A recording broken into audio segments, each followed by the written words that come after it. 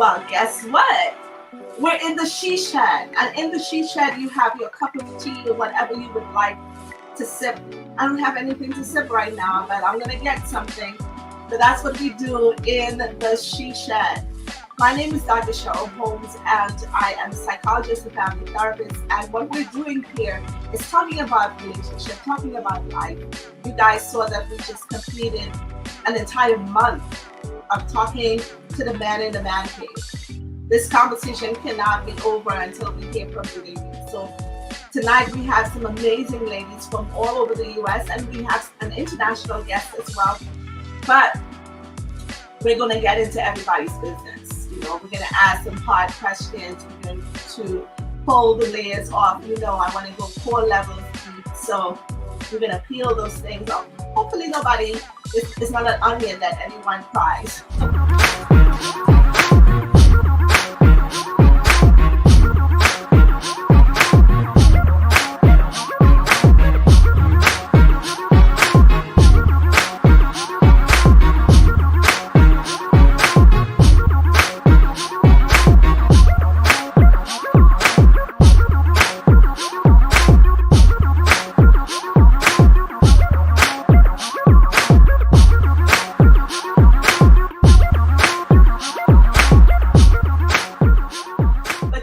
I want to introduce you to these amazing guests, and you're going to see a lot of us we're wearing red tonight, and it's not that we planned it.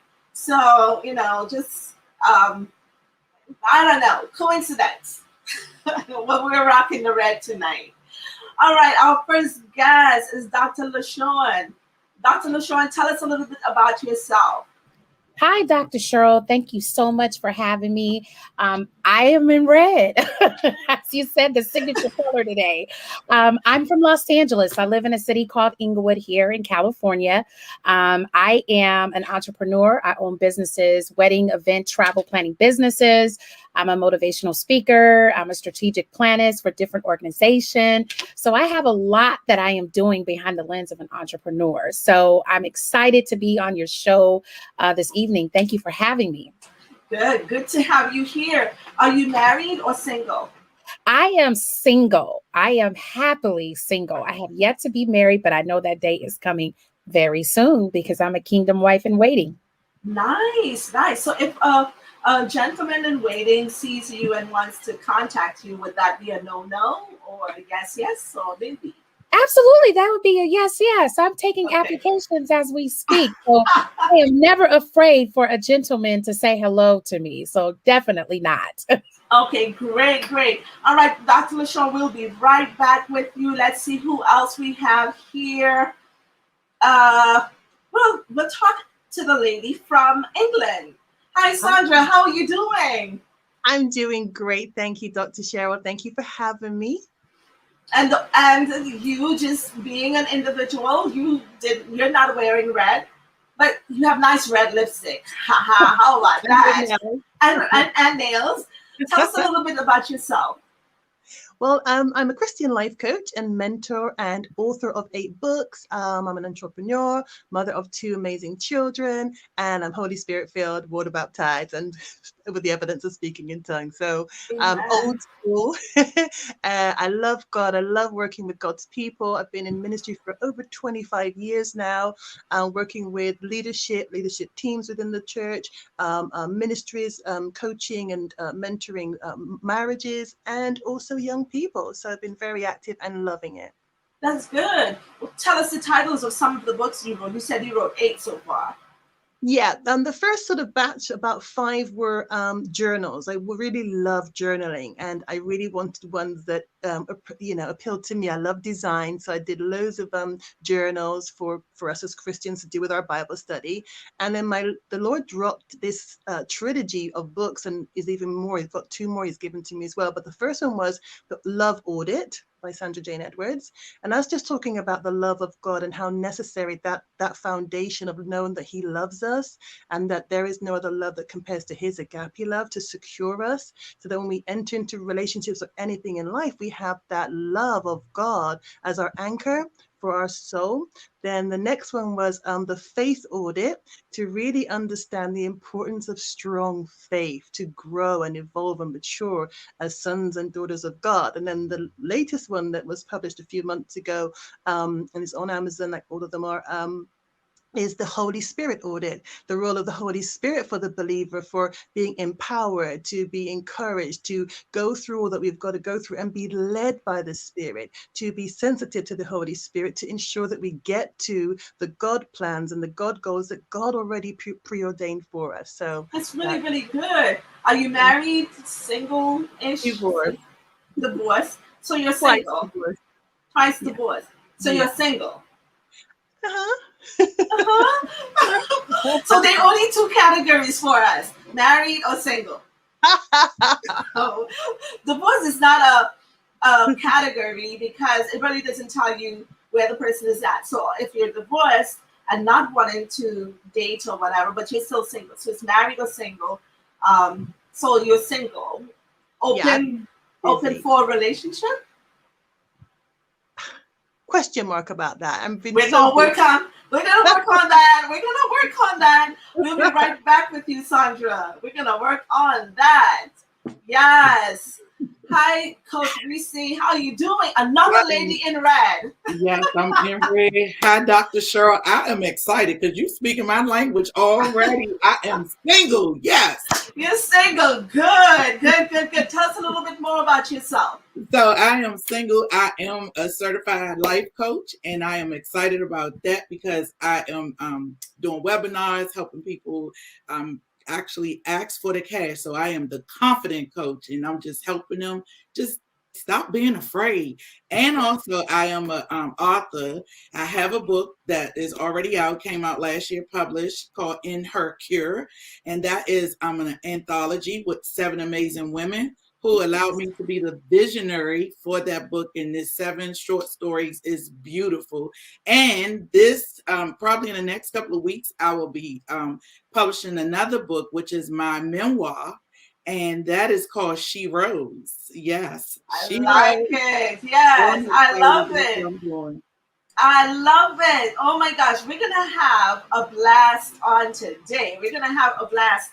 So I told these ladies in the backstage that I ask whatever I want to ask, and I want the answers. The whole idea with this is to go deep into relationship. And there's so many people over the past 4 years who have been helped by just these conversations. Because sometimes when you're, whether you're doing live or podcasting, journaling, writing, we don't think about how far it reaches and how important that 2 seconds of being prompted by the Holy Spirit to go on and say something, how that kind of changes someone's life, that they may just be in their car sitting asking for an answer, and we are the answer to those questions. So I want to say right off the bat that I'm saved. I like to say I'm paper Bible saved. And that paper Bible just is back in the days when you had to look in the Bible, not your phone. You had to know where Habakkuk was, and that is a book in the Bible. In those days, because sometimes I'm also a sex therapist, and there are times that I'm talking about different things, and people wonder if I'm saved. So I want to say that I am saved, like for real. But there's some conversations that we need to have because our people are in trouble. We are really great in the pulpit. We're great singers, musicians, and everything else. Mighty women of God, coaches, psychologists, and everything. We are not making good wives. We're not making good wives. We can talk a good talk. And there's some people who are, like one of our guests, she shared that this was her 3rd divorce. And so really amazing people, but we are not getting it right when it comes to this particular area in our lives. And that's why we can't play with it. We can't have the fluff and just put religion on it and think, yeah, you were really deep into God, but your husband didn't want you. I know that sounds hard, but it is, so So what is it that you ladies think? Where is that missing piece? What are we missing? Why are we losing our husbands? Or even if we have not been married, repartnering so often. Repartnering meaning this is September, and maybe for already you've had 2 relationships that has ended. So that a lot of times people would say, I'm not married, but you're repartnering really quickly. God said, I knew this is God. And then 6 months after, there's another person's picture on social media, not the person you had before, because God told you to leave that relationship and start in this other one. What's happening with God? Is he kind of confused? Ladies, help me. What's going on? Why can't we get relationship right? What's going on? Let's start with Coach. We'll come down to Sandra, and then we'll go to Dr. LaShawn. Okay. What's happening? So for me, one, no, I'm not dating. Am I ready? Sure. I was married twice. However, the people that I chose, because they do the chasing, and I chose them, they wasn't who I was supposed to be with. Like, now that I know. And we can go a little deeper into that, but right now I do believe I'm ready. I'm waiting, but I'm working. So I'm not out. Of course, we know with the pandemic, I'm not, out in the street. So it's kind of hard to meet somebody here in my house. Online, that's a joke, because most of the time you get catfish, right? I've done a whole lot of online dating with my saved, sanctified self. So for me, I'll leave it there and we'll keep going. But that well, you just need a coach for the dating, because I don't think that so far during the pandemic we've had at least 4 people who have had really healthy relationships, and Yvette is one of them. And you guys may know Yvette. Yvette works on my staff. She's fully engaged. And she, this was online dating, but you have to do it with someone who can help you through that process. I was single for about 19 years. I did the online thing. There is a way to do it where you can have a healthy relationship. It looks like we're going to go back down in lockdown or something else. So we have to find a way to work through the nuances of this perceived new world that we're living in. We're not going to be hostage to that. The thing about the pandemic, it forces you to have strong relationship, because guess what? You're not physical. It's talk. People have learned to watch movies together via internet and stuff like that. So, yeah, I got you. So I'm definitely open to it. But what I tell you, I've had a lot of dates from the internet. We'll I'll tell you about. I have a single support group that is starting in October. It's a 12 weeks program, but it's really something to look at, to see how we're doing it, and be able to have different. You have some blind spots. That's one of the reasons why people keep choosing the same people all the time. And as you guys know, as your coach, the coach shows you the blind spot. Coach runs up and down in athletic. They run up and down, and they're seeing things that the players are not seeing and pointing it out. So that's just, we can have you hooked up soon. All right, Tommy, ladies, Sandra, what is happening? Why are we failing in our relationships? Why did you fail? Well, for me, it was a combination of lack of knowledge. The people perish because of a lack of knowledge, not knowing what to look for in a mate, as Coach Reese said, and not knowing how ready you are as yourself. We are physically ready. We could be financially ready. We could be occupationally equals. We could be intellectual equals. We could be spiritual equals, but emotional maturity is what's so necessary for a healthy relationship. relationship, knowing who you are, being able to communicate effectively, not shouting when it gets to those really crucial conversations about how to negotiate and have a meeting of the minds to get to build a marriage manifesto. I got married really young at about, say, I was in church for 3 months and a guy pursued me and proposed to me like that quick. So it was, starting off on shaky ground, even though I had my own apartment, my own car, bought outright, great career, was rising up in ministry, and the same for him. So when the fathers and mothers and those in our support system and pastoral care see that, they're like, well, this sounds like a really great combination. Let's run with it. But there is the maturing in the emotional age. So we could be biologically 20, 30 years old, but emotionally we could still be quite stunted, maybe 16, 17. And you put that together in a home over a prolonged period of time, once the 6 months to 2 years, when the honeymoon period fizzles out and the sex becomes kind of ordinary and every day, you really need skills. You need knowledge to be able to build your relationship. There's a scripture that says in Proverbs, wisdom is built. No, by wisdom a house is built, and through understanding it is established. Through knowledge its rooms are filled with all precious and pleasant things, and riches. So without that element of wisdom, it can come tumbling down. All the love in the world. Many people go to the divorce courts in love still. They just can't live with each other. Irretrievable breakdown is what us as believers have to sign on those divorce decrees sometimes. So as I've reviewed my life and counseled and coached many couples now, and I'm advocate for marriage and I hate divorce like God hates divorce, I understand now how to help heal the wounds, how to draw out those people that have stunted growth. They may have had trauma. There are so many reasons why. That's really, really, really, really good.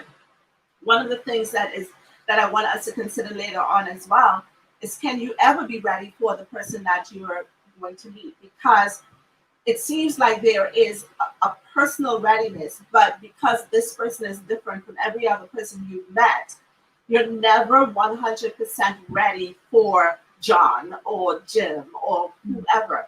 In that, and I think that's what Sandra is saying, in that meeting, you need now to have the skill to be able to work through, just like you would have a probationary period at work, or somebody who they partner you with, so that they take you around. They show you, this is how we do this. Yeah, you know how to file, you know how to do this, but you need to know it my way, our way, the company's way. And sometimes in relationship, that person has to teach you how to love them, just like you have to teach them.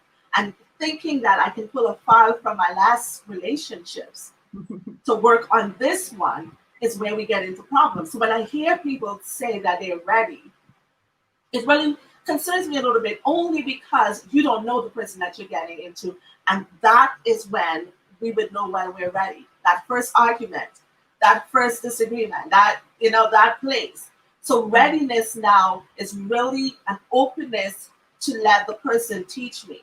I don't shower 3 times. I only shower 3 times a week.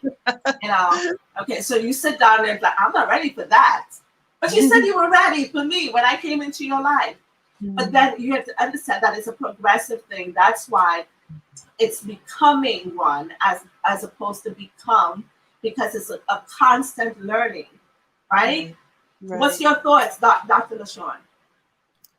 Well, Dr. Cheryl, as I was listening to the other 2 ladies, I think where we are in this time, we also are in places where people just don't want to work together to make it work as stated.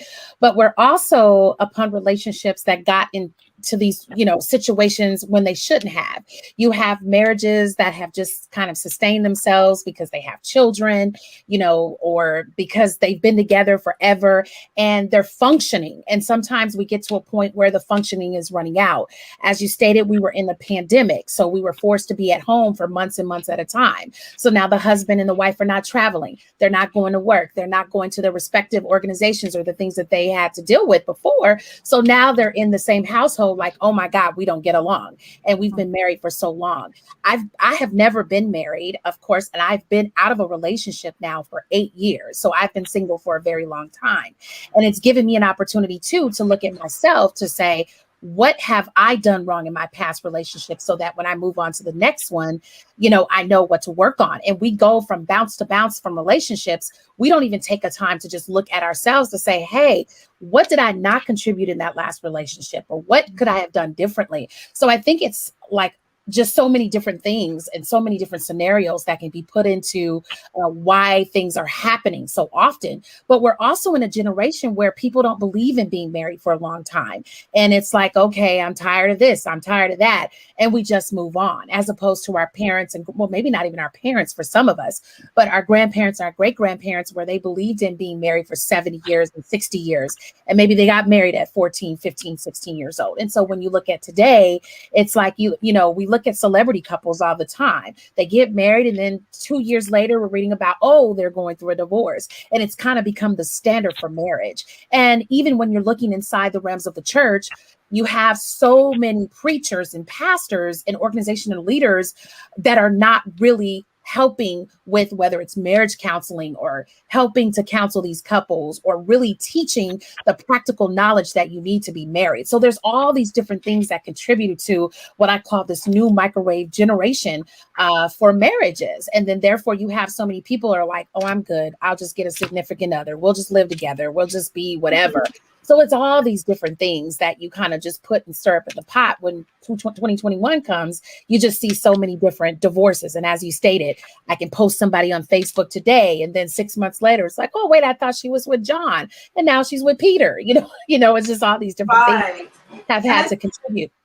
I think what Sandra is saying is a piece that I think we're missing, in that it would be the skill. We say that it has to be love, and in my the times that I have with the single women, we go through this entire process, taking love out of it. And I know people think it's really crazy. This dissertation that I'm working on right now, I'm dealing with being able to enter and exit a relationship without feelings. Because when I meet someone, we talk about how we feel. Feelings come from thinking. So my feeling does not have any kind of substance to lean on. So I'm advocating for getting into marriage without love and doing what Corinthians says. If you look at Corinthians, it says love is patient, love is kind, things no evil. You don't need that in dating. You need it in marriage. You don't need it at the beginning. You need it in there. Because long suffering, thinks no evil, we're all in that chemistry place. The serotonin, the dopamine, all of that is flowing during that time. We call it the chemistry between you and I. And we're big on feeling. In fact, when the feeling diminishes, we think, oh my gosh, you're not in love with me anymore. I don't feel like you treat me the way that you used to treat me, because what's happening is that the relationship is coming to its normal, natural way so that it can thrive. But we lean heavily on love. And if I ask all of us to write on a piece of paper, what is love? We are not going to get the same definition. Mm-hmm. So if we're not going to have the same definition, if a man and a woman comes together and they say they love each other, they're speaking two different languages. Because we can say, if I ask you to describe what is the moon, we all will have some semblance of the same description. It's round, it's in the sky, it comes out at night, and all of that. When it comes to love, people cannot decide what that is. In fact, it's not a word that we can depend on, only because I would say I love ice cream. I love red. I love curly hair. I love going to the park. And then I come back and I say something in my relationship and I say, I love you. So should the thought be, you love me like you love your dog? You love me like you love ice cream? Now I'm forced to define it. But my definition doesn't have any kind of parameters to stay within. So love is now is an interpretation. as opposed to a definition. So how would you feel if we went back, taking into consideration that love, falling in love did not work for us or does not work for us? Meaning that, like Sandra says, or someone said, that people get divorced and they're still crazy in love with each other. They still love each other. So the absence of love does not mean the relationship is over. How would you feel if we pull love all the way out? For all of you now who are single, pull love all the way out and you marry someone and develop the love later. It's something like I hear the silence. I hear the silence. It's good. It's something like the arranged marriages. Yeah. Or if you've seen the movie, the show, I think it's Married at First Sight. So the people get married, and then they have some time to work on developing love. Coach Reese, what would you think about married first, fall in love after? I actually love that show. So I think it's a wonderful thing. Okay, good. And that will be something that not a lot of people, I'm with you with that, but what, Sandra, this time around, you've done it the traditional way. Would you be open to trying it where the love develops first? The love develops after. So what you're going with in the beginning would be similarities, cultural background, belief systems, financial stability, whatever it is, those things. And then we work on love. What do you think?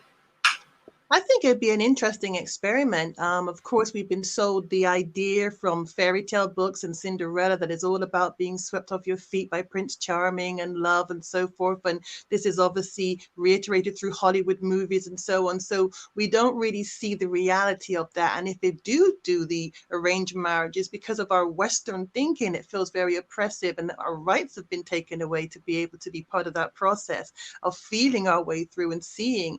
But when I was thinking, as you were saying that, the Lord took me back to Genesis, which is obviously the first divine design that we get to see in the Bible of God's divine order.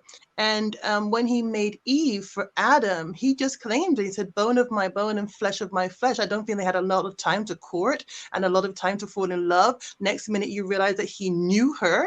And then she was pregnant. So that may work in quite a lot of them, actually. Rebecca with her husband, a lot of them were they were almost arranged marriages for the Jewish tradition too. So ultimately, we know that it does work because when you look at statistics, the arranged marriages in different cultures last longer than Western marriages because unfortunately our value system is so depleted, even in the church, it's crept into the church, that if we feel, and we put on air quotes now, if we feel that we are no longer in love and we've got the wrong person, we decide in our own independence, not the biblical way, in our own independence, that it's time to end. When you can ride through those dry patches, which can sometimes last up to 7 years, they say, until the love comes back and there's another shift in the relationship and a revival for where you find common ground. His Heart, Her Voice by Dr. Cheryl Holmes. Discover why every man desires a side chick. On sale now, so get your copy while they last.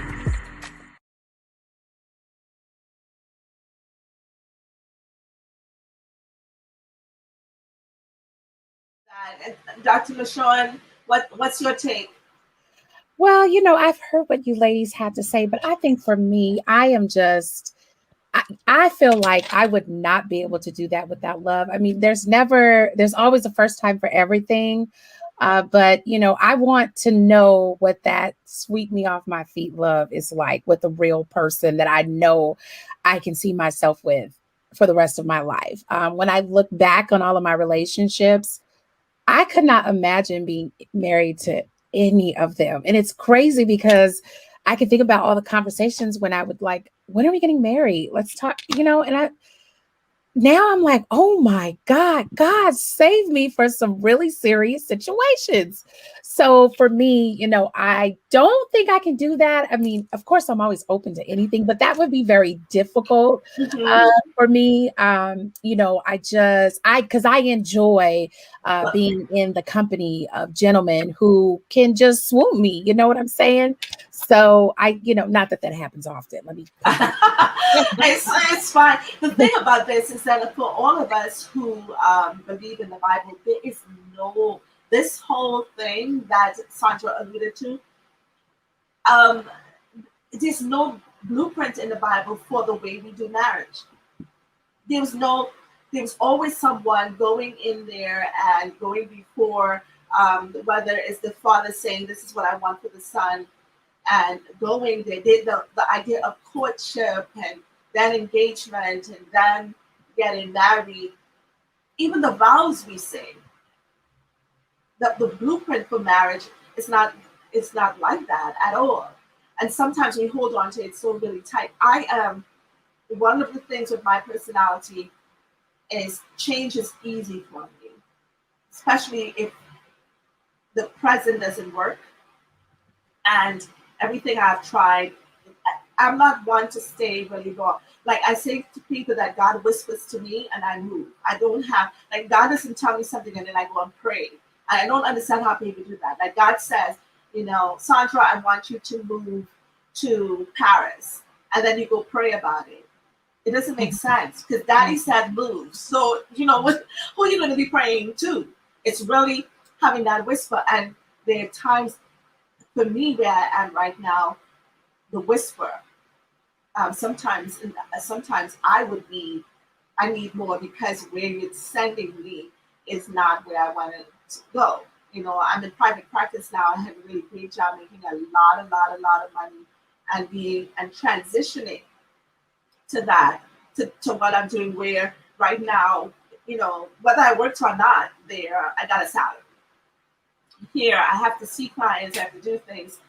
And so that transition, when you're asking me to move from someplace that I'm comfortable into something that is not comfortable, then I'm like, this does not sound like God, because we think God equals comfortability.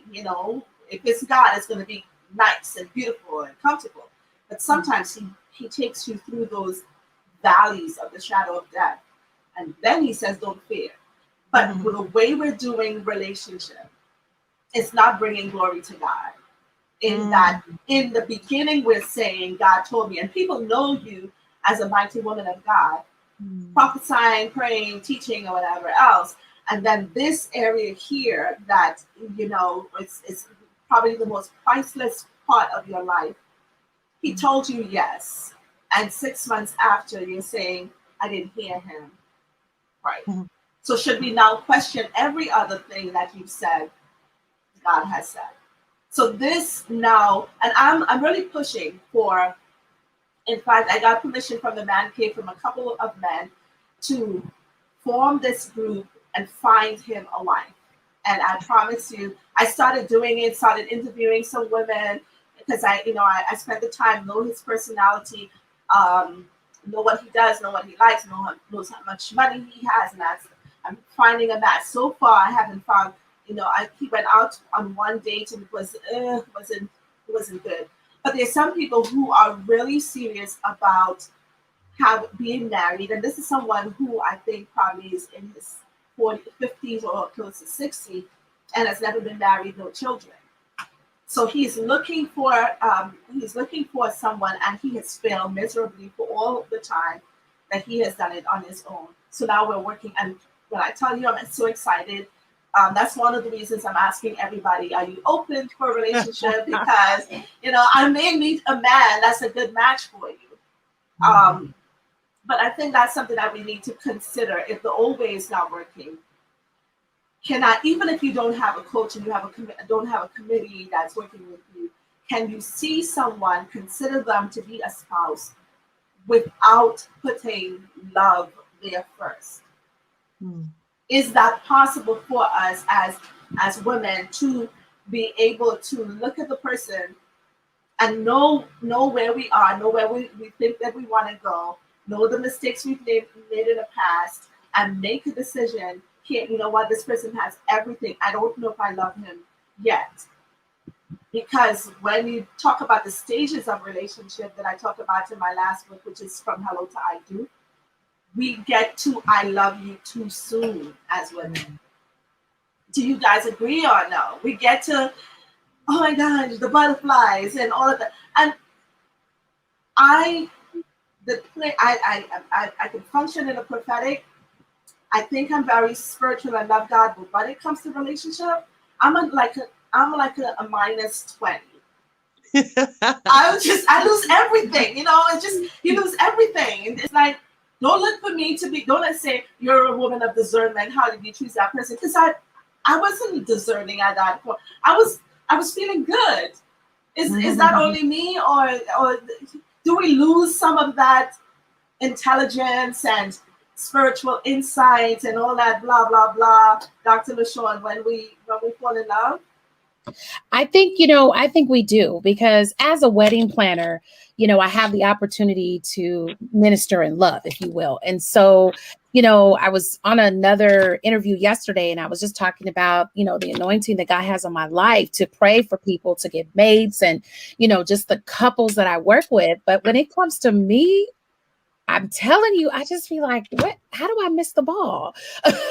So, sometimes I wonder if it's like, just as you're growing up, the relationships that you see, or maybe we idolize too much the social media, the media type relationships that we see. Maybe sometimes I think maybe I really don't exactly know what everything that goes into this pot for love. As I stated earlier, it takes a lot for me to even be caught with your attention. It's not, I'm not easily somebody that I meet this gentleman and it's like, oh my God. But I also don't fall in love with people that fast. I think I've only done that maybe once. So it takes a lot for me to really say, I really love this guy, So I think it's different for different people. We have different experiences, our age ranges. Obviously, I on this call have never been married, so I'm the least experienced, obviously, when it comes to being in a union. Both of my parents have been married 3 times, and so I don't ever want to know what that's like. But they're on their 3rd marriages. But I think for me, it's just something. Once I know that I feel that this is the one, that we have to work, obviously towards what is love, and understanding when we meet, when we're dating, when we're courting, what is your definition of love? You talked about that earlier. We all have different meanings of what love is. What does that look like?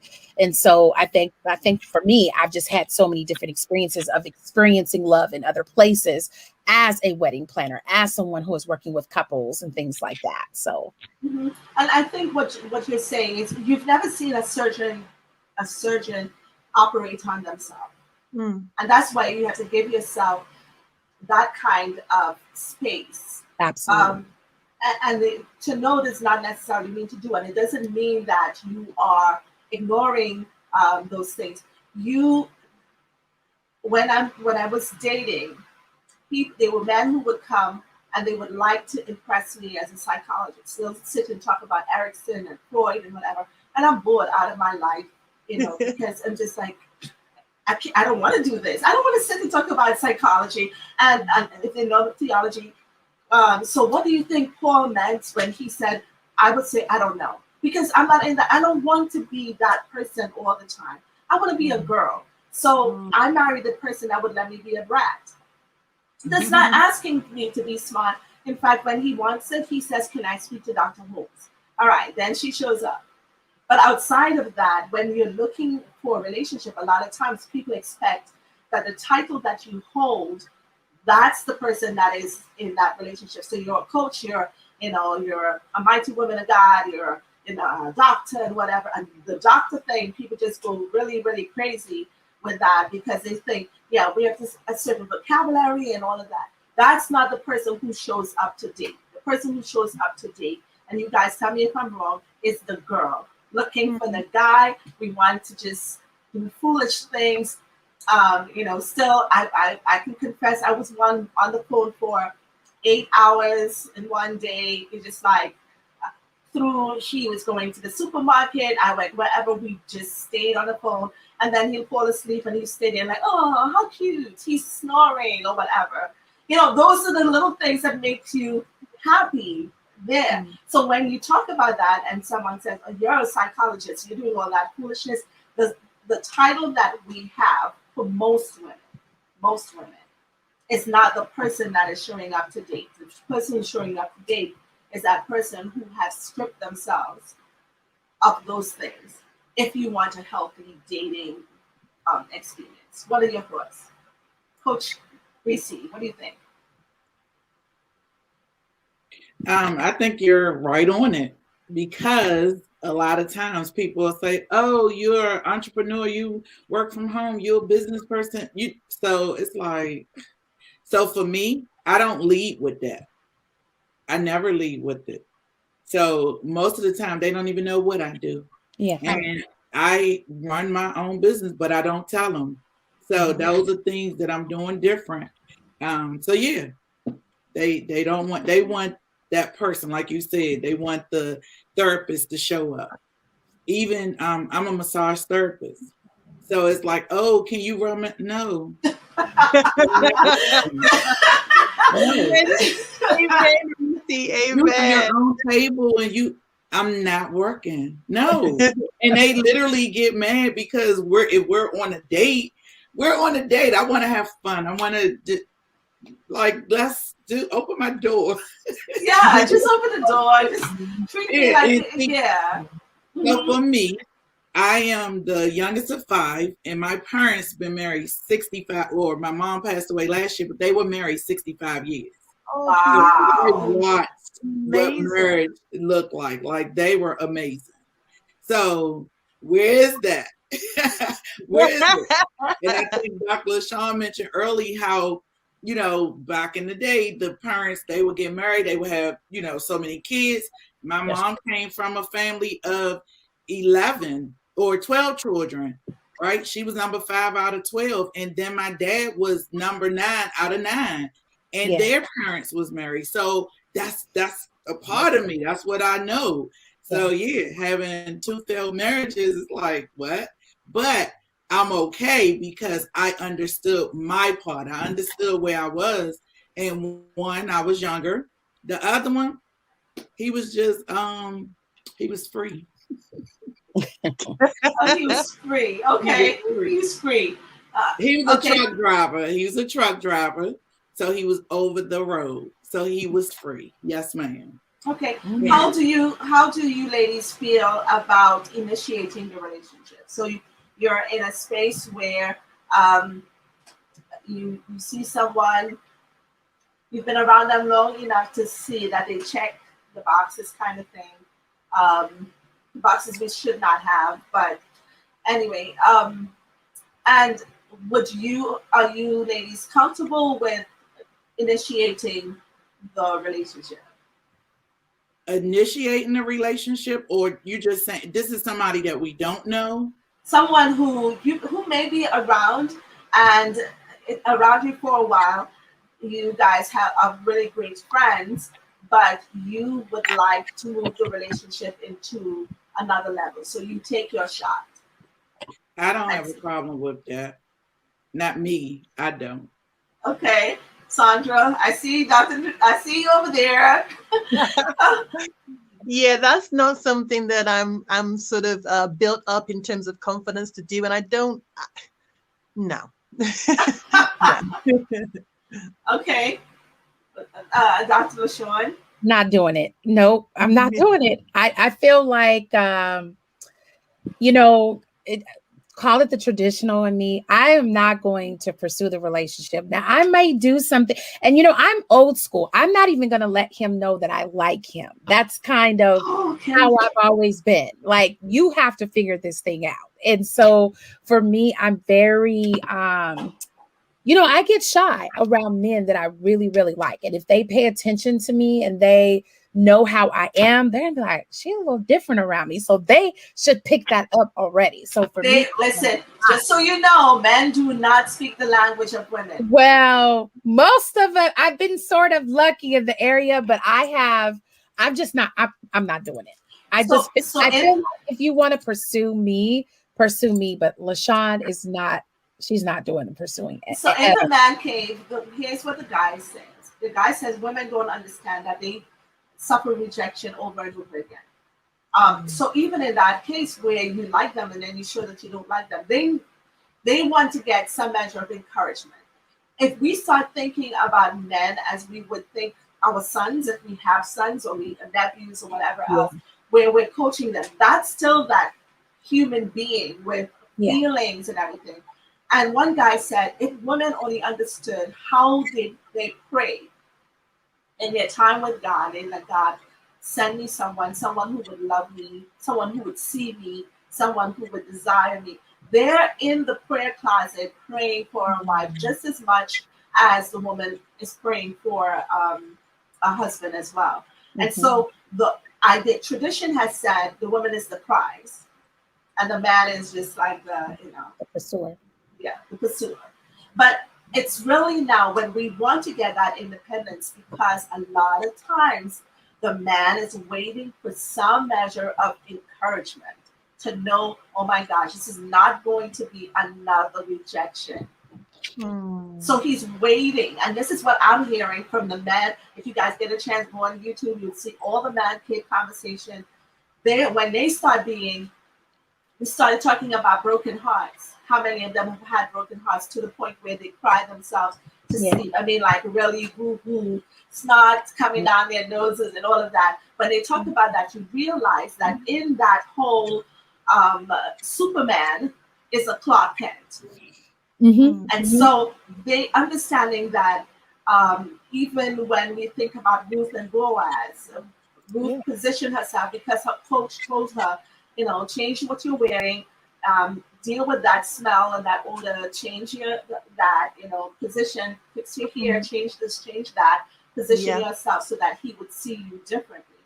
So that's something I want you to consider, because even when I got married, you know how many people came up and said, I was interested in you, and I'm thinking, but I didn't know, because for me, I thought we had a platonic relationship. So it happens both ways. If you find someone, there's no rule book that we're following, because some things that keeps us single is that God presents the table before you in the presence of your enemies. You have to go to the table and decide that you want to eat. The whole idea of he that finds a wife finds a good thing. If you look at the origin of that word find, it does not mean that they're sitting down waiting for somebody to come. It's an active movement. We feel that men are the ones who decide what happens in a relationship. But think about it. How many men have found you that you've like, nah, you got it wrong. It's not like if the man finds you, like he comes to Sandra, this guy comes to Sandra and say, hey, you know what? I've been looking at you for a long time. I think we'll make a good couple.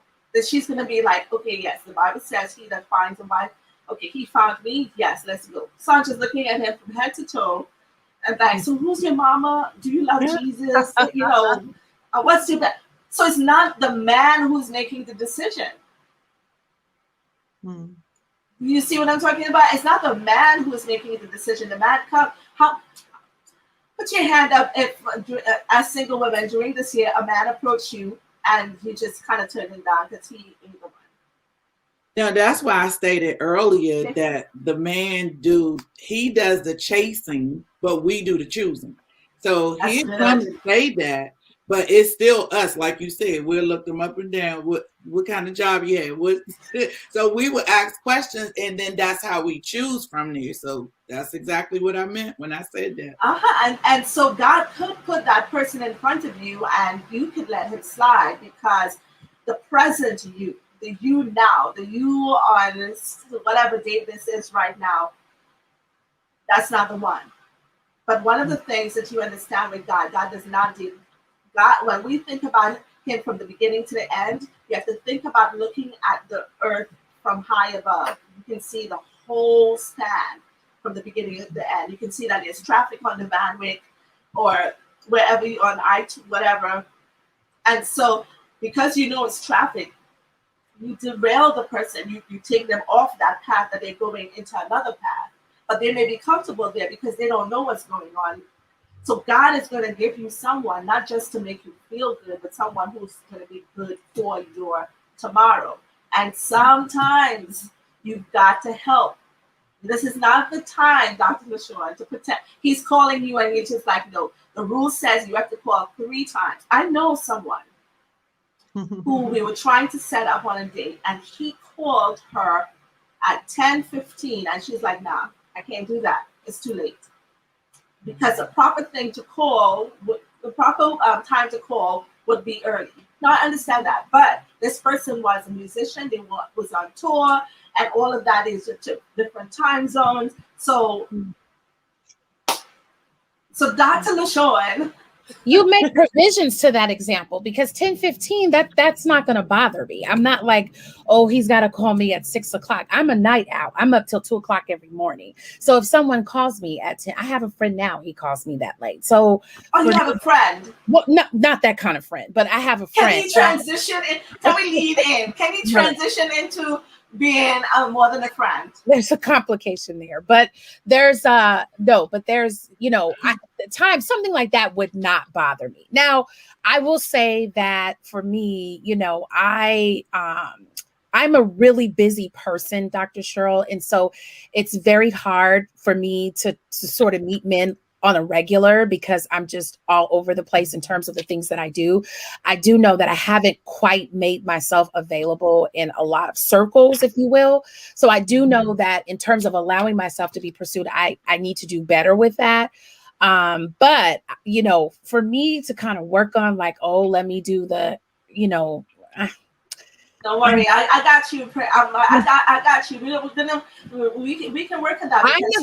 I'm the girl that used to tell my friend to tell him I liked him, or I was like, tell him you can hook us up. I could never. But even that is really good. That's still a step in the right direction, because here's what happens, and I'm saying this to everyone: you don't want to end up being 80 and alone. It's not. There's a place where it's not about sex.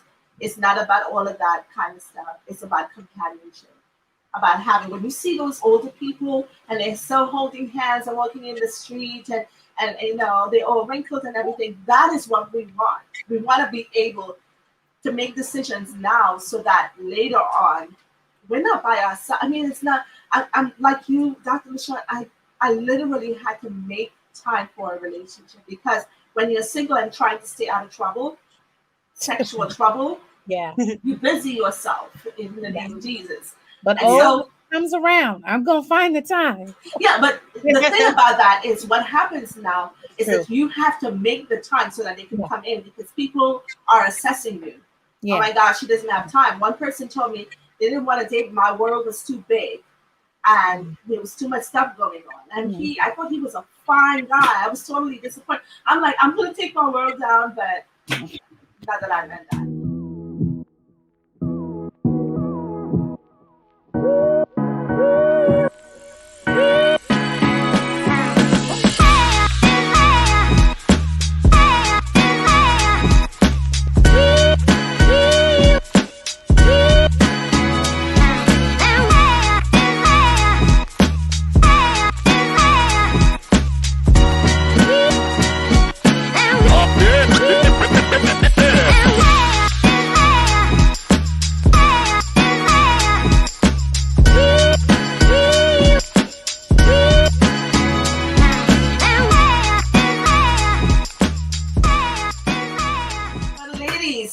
We've come to the end of our time together. I want to get final words from you. I feel like you guys are sisters that I haven't, we haven't talked in a long time, and now we can just kind of sit here and just talk forever. When I'm talking to you guys, I'm not even thinking about all the stuff that I have to do later on. So we need to do this again. We need to make sure that we do this on a regular basis. All right, so let's get some final words from you to the people who are listening.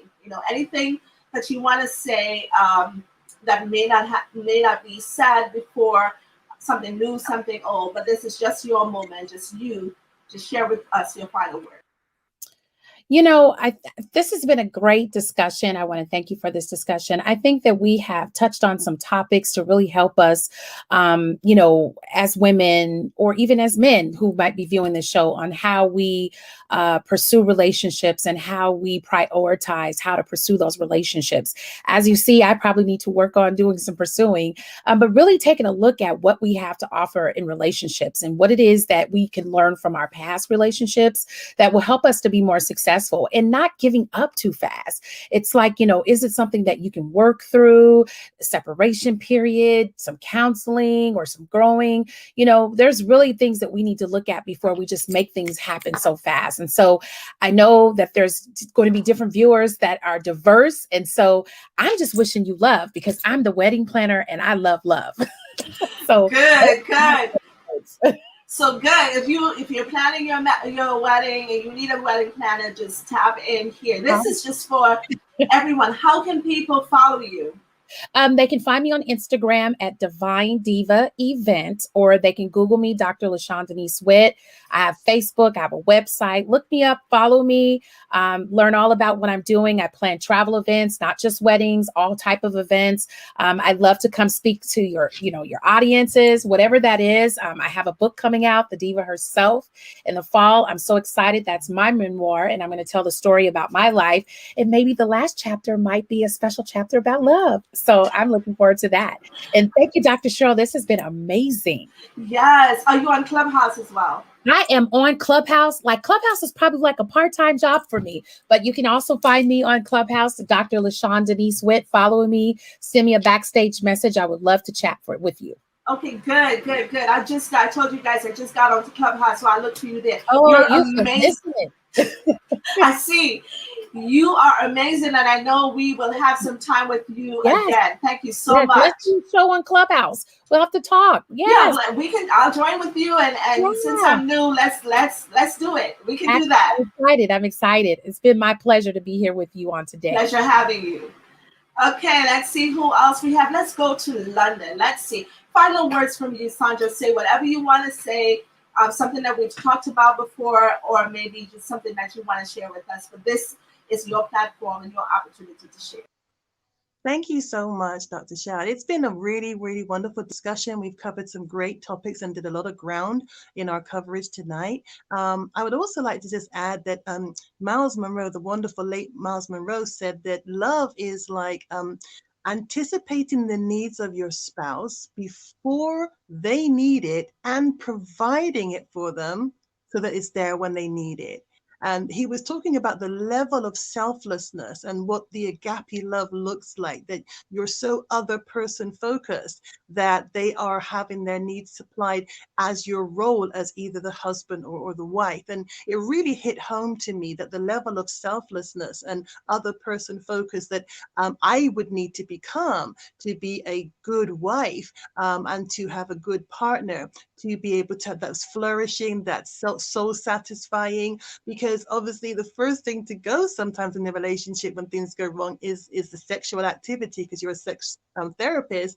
But when you have somebody who's willing to love you and see your needs and know your love language, that can help a long way in terms of keeping the equilibrium in the relationship. So there's a lot of introspection in the word as well. Go into the Bible to get that as your gauge and get in the word to understand how to love like Christ, how to love like that, and to receive God's love so that you're stable and able to be healed in areas where your past may be holding you back from your future. That's really, really good. And we all love Miles Monroe. He talks a lot about kingdom, but he talks a lot about relationship. We just love you. Tell us how we can stay in contact with you. I'm mostly busy on Instagram, and it's the Sandra Jane Show on Instagram, and Jane's with a Y.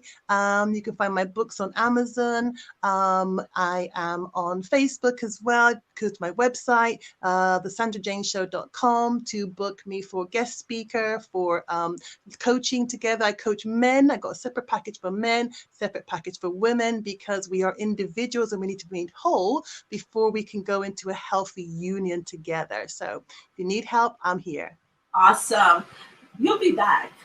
Talk to you soon. Okay, let's just see. All right, let's coach Reese. Give us your final words. So I will say first, thank you for having me here. It was very, very fun. That's what I do. I love, and also red, my favorite color. I am excited because I know that I am a wife, and I know he's out there somewhere. Just, let's do it. I'm excited to come back and speak with you. And I also will say, all women, like, the past is the past. I know for me, I've done the work. I went through my therapy and all of that. We're not crazy. Some of us do believe in working on ourselves. So I'm excited about the future. I know the best is yet to come, and I look forward to all things new. So that's what I have to say. That's good. How can we keep in contact with you? So all social media is Reese Wilson. Reese Wilson, my website, reesewilson.com, on Instagram, Facebook, everywhere. Even the book is coming out. You just look for She Rose. She Rose. I like that. I love heels. For the men who like women in heels, that would be me. I love you. Don't worry, we have some men who are looking. All I say is, inbox and let me know. I'll do the hookup. I'm gonna do a show that is a speed dating event really soon. Social media. What is it? Using the Zoom and some of the other things. A virtual speed dating event. So we can get people to meet and just kind of see whether or not they like each other. Don't worry, I got you, Coach. I'm excited. We see it's ready and done the work, so we'll see you again real soon. Yes, ma'am. Oops. Well, this has been a really great time with these amazing women. We talked about so many different things, and I want you to consider the way that you're doing relationships. I want you to consider sometimes we hold so tight with things and not realizing that a lot of it is tradition. Find a way, look at your past relationship, look at the things that you've done right, and write those things down and do them more often. And look at the things that you did wrong and minimize those things. Also look at the red flags, but don't miss the green flags. Sometimes we're so busy looking at the red flags that we miss the green flag, and write them down. Sometimes because you're just thinking about it, it looks like the red outweighs the green. But if you write it down, you see that there's a lot of green, and maybe you need a coach to be able to work you through to that place. We are so happy to do this, and also want to tell you about our upcoming single woman support group, where we coach you for 12 weeks, just looking at who you are. This is not going to be something that's talking about love. Look at your past relationship, look at what you're doing now, and prep you for the future, really going down into your life. And maybe for a lot of you, for the first time ever, having someone tell you and introduce you to yourself. Again, my name is Dr. Cheryl Holmes. It's been my pleasure to be with you on tonight. Until the next time, bye-bye.